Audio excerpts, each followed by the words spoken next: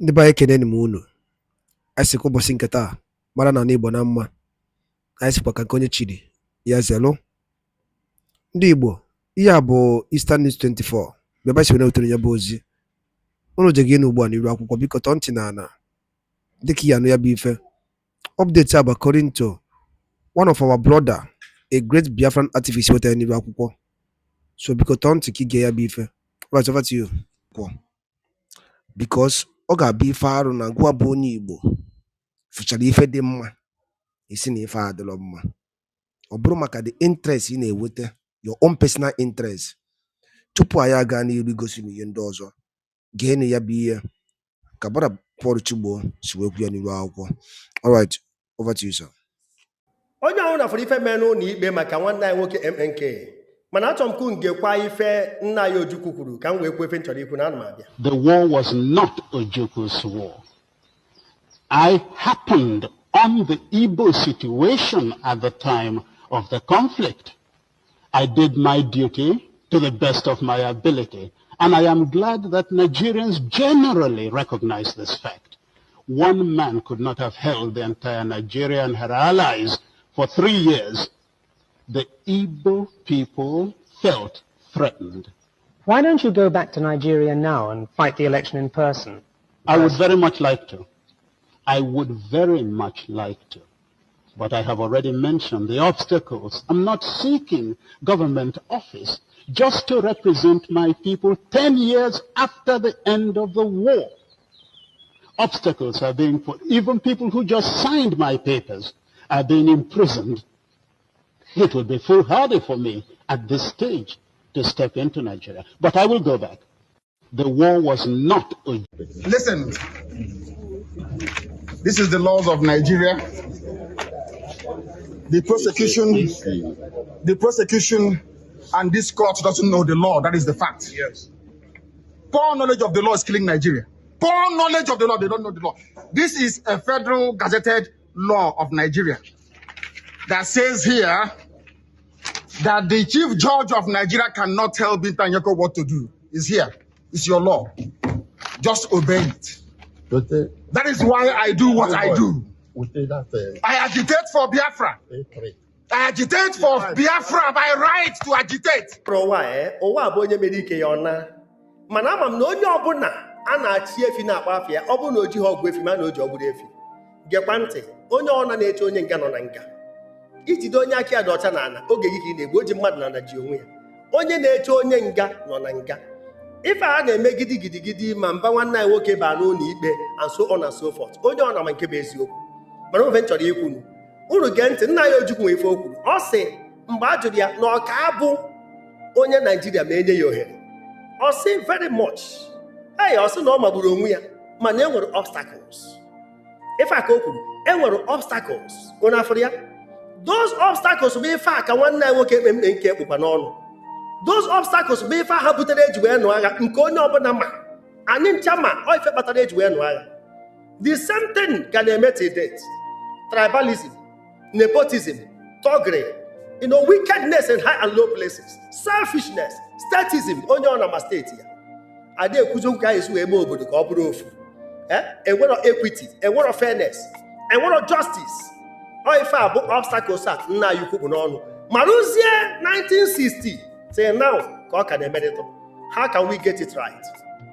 Mgbe nwanne nwoke Emeke na-ekwugasị okwu, mgbe ọ na-eme ma protest ejesi obodo dị iche iche, emecha agwụ ya maka restructuring, osisi mee ya na ọ magburu onwe ya. So he opted in, he was willing to follow up. Nke na emechalụ ndị governors na some politicians na-akpọ ya nzukọ. Ọ dị willing to come. Mana enwere insinuation na ndị sabotua na check conspire against his life. Una for na rendition emere from Kenya. No proof his insinuation right. Una for ya aka egbufu nwa amadi a, aka egbufu nwanne anyị nwoke a. Mana ife mma bụ na ọ ga-ada agbabọị. Ọkwa ifuru madam ada abụ maid. Ọ ga-akarịghị ịgbabọị, madam akarịghị ịbụ maid. Ndị Igbo akarịghị ịgbabọị n'obodo a. Ndị Igbo adịgo tupu obodo a wee bịa. Also gị jee na comment section na-akparị onwe gị for your personal feeling. I don't care. Ife mma na anyị ekwu eziokwu nabata eziokwu. Eziokwu na o nwere ike o nwee ebe o metara ya out of anger. o nwee ebe okwutere ya out of anger, mana nke bụ eziokwu na o prove na himself worthy of ịzọtarụ ndị Igbo fairness, equity, justice, or even Biafra nwa na-ekwu okwu ya. He proved himself worthy. Ife eji ama dike bifo megoro ma ọ bụrụ nke ọ ka ya eme. Kedu ihe ị na-akpọrọ ya asị? Mistakes nwanne gị mere wee neghara ya anya, anyị na-eje ebe anyị na-eje. N'ọnya ka a na-ekwu maka ịdị n'otu. Onye nwe igwe bụ ike. You have to overlook and we move forward. Mistake is part of life. Nna ya Ojukwu na-atara ya ụta maka agha anụrụ, Nigerian Civil War anụrụ. Kedu ife batara ya? Maka na I lost ya. Ndị sabotu ya mere, I lost all the war. Ewetabi ya ụta. Ọ na Mandela enweta South Africa, anyị ada atụ ya ụta. Mana ọ na o nweta anya bụ Biafra. Onye nwa ka abụchi ụfọdụ na-efe taa. Oh yes, nye nwa ka abụchi ụfọdụ na-efe ameme ya nchefu. Mana ọ na-aba afịa ghọọ ahapụrụ ya ofu onye. Ọnwụ na uru dị etinye aka bụsa ya. Ọ bụrụ nke ndị ọha niile. Mmadụ dịkwanụ selfish. Unu ka nna ya ukwu kwuru ya wa warlord. Ọ sị na agha a nụrụ abụrụ agha Ojukwu na-agha ndị Igbo. Oh yes, na ọ bụrụ agha Ojukwu na-agha ndị Igbo. Ana m echeta na tupu anụ agha historically na enwere Ahịara Declaration. Ọ jụrụ ndị be anyị kedu ife a chọrọ, ekwekọrịta asịsị nụ agha. Unu jụọ ese maka ọ bụrụ na ọsọ ya kwuru ya so eje. Ọ ife ndị mmadụ chọrọ. O nweta their minds. Otu a ka nwanne anyị nwoke si wee nọrọ. Unu echetarụ na ọtụtụ ife na-eme n'obodo a mgbe a nọ na COVID-19. Ma unu na-echezona, it was like yesterday to me. Na COVID-19 ka trailer Dangote na ọtụtụ trailer na-ebutesi ụmụazị ndị ugwu ya mara obodo ha si. Ọnụ na-echefuo na anyị nọ indoor 3 months lockdown wee na-afụsi ebe a na-edebe ha n'obodo dị iche iche na main road. Ndị amị nọsị na road block, ndị polisi nọ na checkpoint na-ekpughesi matapol a na-afụ na human beings ka ebu anyị na-alacha mkpu. Oge a ka nwanne ya nwoke na-eti mkpu na-akọwa maka ife a, o wee ife jeka imenụ wee bido wee kpọkọnata ụmụ okorobịa ka o si mee ya mmadụ amarọ secretly. Wee nwee ndị akpọ ESN, enwekwana ndị Amoteku. Cheta na mgbe e nwere Amoteku na IGP nọ den chọrọ ike against it, ndị ofe mmadụ wee dọọ ha aka na ntị, tie ha warning, ọ nachighị azụ. Ọ ka ebutere ha nnukwu okwu maka otu against one ka a na-eme n'obodo a. Denụ nke ndị Hizba nọ na North ebidogo ọrụ na-akụrisicha ma ebe ụmụnne anyị na-elesi afịa mmanya nọ ka e wee fụ na emebi the economy. Fine, na ọ dị against the Sharia law, nsogbu adịrọ.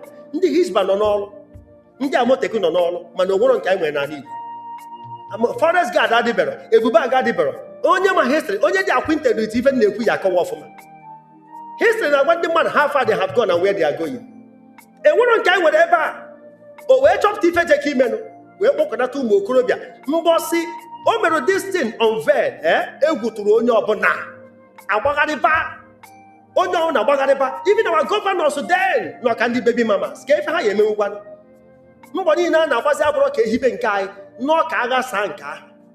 Anyị wee dizie defenseless, anyị wee dị helpless. Ndị a wee jide our farm wee chekwa. Onye ọbụla sị na ife m na-akọba asị na akaụntụ gị, mana ama m n'eziokwu onwere ife m na-erite na ya iche na-abụrụ na echekwara our farms. Anyị Igbo dị secured, echekwazi ebe anyị. Mgbe ebido nwebe nsogbu maka ndị na-etesti m na-asị m nọ ESN batara obodo a ji wee dị otu a, enwere infiltration. Ọ ka enwude ya maka ọ ma the whole commanders onye different camps. O doo m anya na mgbe a na-eme one protest wee mụọ one trailer ọkụ na-abata anyị Igbo, mana trailer ka nọ n'obodo ndị ugwu otu esi wee gwuo dịka ọ na Benue amaọma obodo asọ ọnọ. Wee mụọ ya ọkụ ụzọ Nsụka. Nye nwakwuru okwu na redio wee si chọta onye ugwu nweta trailer na ndị IPOB ya akwụ ụgwọ ya. He said that to my hearing. O kwuru ya wee kwuo na onye be anyị ọhụrụ na brekiri bankọ ATM ife ọbụla si mụ onye ahụ ọkụ. Nwa be anyị ọbụla n'okwu ya niile, ọ bụrụzikwa na onwe ife ọzọ na-eme behind amarọ m, mana ama m na he did not support criminality for once. Mgbe ịbanye aka n'ọnụ ndị be anyị ka ọ chọrọ ichekwa, ana be anyị ka ọ chọrọ ichekwa. Who the cap fits, let him wear it. Who the cap fits, let him wear it. Ebe a ka m kwụrụ ya. Ọ ife a ka o mechalụ. O ruo ka enwude ya wee bunata ya ebe a. Wee jidezie different groups, wee nwee infiltration. Wee kwụrụ ọtọ sị na otu a bụzi ndị terrorists. O nwere ife adị ebe to give the dog a bad name ka e wee fụ na egburu ya bụ nkịta. Oge a ka ị fụrụ ogwu na akịrịka ndị ọjọọ basịrị n'otu a na-ekwu okwu ya. That's the pains of our situation today. Kedu ife nji wee na-aka akụkọ a? Otu ahụ esi wee nwee ndị security na North, wee nwee na nke ndị ofe mmadụ mana enwe ọ na be anyị. Otu a ka anyị si ebe azụ n'ife niile na gas line kịta, gas pipe kịta ya enwere ya. kịta ọkwa n'azụ ụlọ anyị ka esi eburu ya na-ekwe ife dị ka railway anyị enwero, mana nke be anyị so n'ebe ọ dị mgbe ndị colonial masters nọ maka koolu na ife ndị ọzọ. Oge ndị multi choice na-ewepụtasị different channels maka the major tribes. Enwere African Magic Hausa, enwere African Magic Yoruba, mana nke ndị Igbo etikatara ya ka mkpu anyị nwe na-ekpe n'azụ. Anyị bekata ka nwa enwe nne abịa mere anyị. African Magic Igbo kapụtara ụbọchị ya abịa lọnchị ya n'Enugu. Unu afụrụ ya? Anyị na-ekpe karịa azụ, ma nọọ ndị Igbo bụ the highest subscribers multi choice nwere. O kwesịrị n'otu a ka ọ ya dị. Onye kwube ọ bụrụ ajọ mmadụ. Ife ndị emetụ ife aka bụ ka uche anyị dị ya, maka adịghị ka ibe na-agụ akwa ọ na-agụ akwa. Ọ ife ndị a unu fụrụ bụ ife na-ese na onwere ife ọzọ. Group of them wee protect everywhere until Sabotu hit again. Ọ dịka osisi na-abụ, ọ dịka osisi ọwụọ na mmadụ nwa ya na-abụ. Maka ife a mere anyị mgbe a nụrụ wọọ. O mekwa anyị na 99 na demokrasi mgbe onye Igbo fụrụ onye Igbo nwanne ya wee sụba asụsụ ndị ugwu n'obodo ndị ugwu wee gbadie ya votu. Unu afụ the same Sabo nya ka eji wee ghasakwa struggle anyị nọkwa n'elu ya. Ọfa niile enyere ya ka ọ bụrụ the VP, the vice president ọ jụrụ ajụ. Enyere ya ego ọ jụrụ ajụ, nkwa niile kwere ya ọ jụrụ ajụ sọsọ ka o wee dịrị anyị na mma. Ịfụrụ ya, ọ ife abụ ọnụrụbe nwanne agba n'ọsọ. Ife ntị aka akụkọ abụ na enwere ọnwụ ya bụ mmadụ na-esi ife nwoke na-azọ ọgọdọ tọpụ ya n'ukwu anyị ahapụrụ ya ya. Ife nwoke na-azọ ọgọdọ wee tọpụ ya n'ukwu anyị ahapụrụ ya ya. Kama nsogbu anyị bụ ndị Igbo na-enwe bụ kama ife a ma elu m aka, kama onye eru m aka, onye ugwu na onye mba jide ya ha jidesie ya ike. Kama anyị enyekwu ya nwanne m. Ọ ife a ka eji mara ndị Igbo. Ọ na-enye anyị nsogbu ruo taa. Ndị ahụ anyị na-eche na ha amaghị ife wee kasị anyị nwa were nzuzu na-ezuzugbu anyị nwache na anyị bụ ife. O wee ife na-eme mmadụ ọ dị unique maka ofu mgbọrọgwụ ka dibịa ji aka ibe ya. Nna ya Ojukwu na n'ube nwanne ọ da agba ọsọ kama o buru ọnụ nwanne ya rie. Ọ isi frog ju nri na isi ha bụ n'ọnụ mmadụ ka ibi ya. Onye ụjọ ada ebu ụzọ ọgụ, nke bụ eziokwu. Onye ụjọ ada ebu ụzọ ọgụ. Na agbachara ọsọ abịola na Hope 93 nna ya Ojukwu kwuru okwu obi wee sie ndị Igbo ike. Ji onye ọ nọ Lagos dị apụta mee demonstration na Eko Bridge Lagos niile anyị wee na-azọta shọpụ anyị a na-egbugasị den. Ọrụ na Igbo ka m na-ezi ozi ya na-ege ntị. It costs nothing gị nwee nwanne gị ọkụ. One candle can light 2 million candles, yet the gauge of the fire will not reduce. One candle can light 2 million candles, the gauge of the fire will not reduce. Onye agha na nwanne ya ka nọ ya igwe bụ ike enwefa na-akpọ ogbe ọgụ nwanne. Onye nụrụ ube nwanne ya wee gbata emerekwa ife ọjọọ. Ikuku ọnwụ na hopụrụ ọjị abụrụkwa obere ikuku, mana anyị gbasara nkịtị atụrụ wee na-ekụziri agụ nwa. Ikoro kụọ n'obodo ma dị ife ukwu mere ụbọchị ahịa ukwu.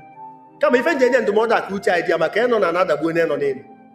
Ife nna ya Ojukwu ji wee dị unique na ndị niile gbara mbọ n'ala Igbo bụ na o ji akụnụba nna ya wee dọrụ ndị Igbo ọgụ ya na his military prowess wee nọrụ ndị Igbo ọgụ reject bribe ife niile a na-enye ya o reject ife ka o ji wee dị unique. Onye ka o ji wee nwee anontanism.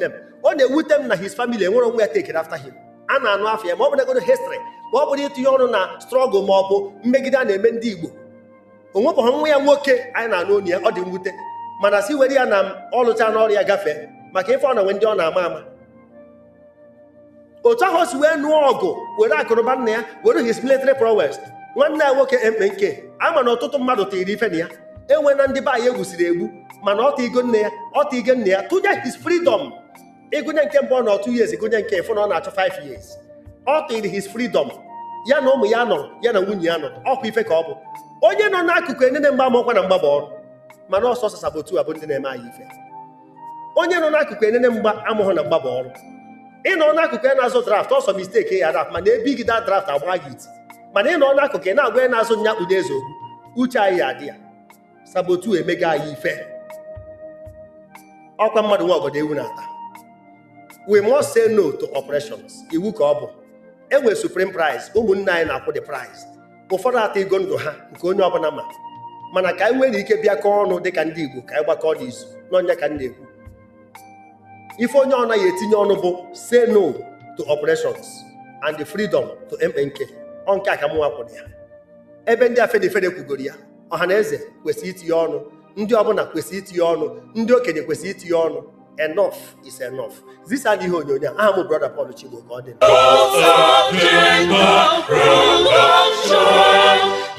best of all entertainment production.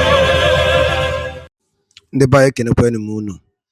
Asị m unu daalụ rinne dịka unu si wee na-esonyere anyị n'iru akwụkwọ n'ụbọchị uhuruchi nke taa, gbasịta maka ya bụ ife si akpọtụ na-ada n'ebe dị iche iche n'obodo anyị nọ n'ime ya. Ọ bụ na ịtọ ntị na ọfụma, onye ọbụla bụ onye Igbo, onye ọbụla ife Igbo na-emetụ n'obi gere ife a brother Paul Chigbuo kwuru n'iru akwụkwọ, wee nwee another bias mind against Maazị Nnamdi Kanu. Nwoge eziokwu, onye ekwesịghị ịbụ onye Igbo ma ncha, kwesị ịbụ onye Igbo. Maazị Nnamdi Kanu has proved himself worthy to defend his people and his motherland. My dear sisters, my dear governors, my dear Southeast leaders, anyị mekata ife ala uzo Maazị Nnamdi Kanu okwu anyị ewu ọzọkwa ibubo ọzọ n'obodo anyị nọ n'ime ya. Ọgwụ na-akọ ha m n'ọnụ ka emesịa nọ ndị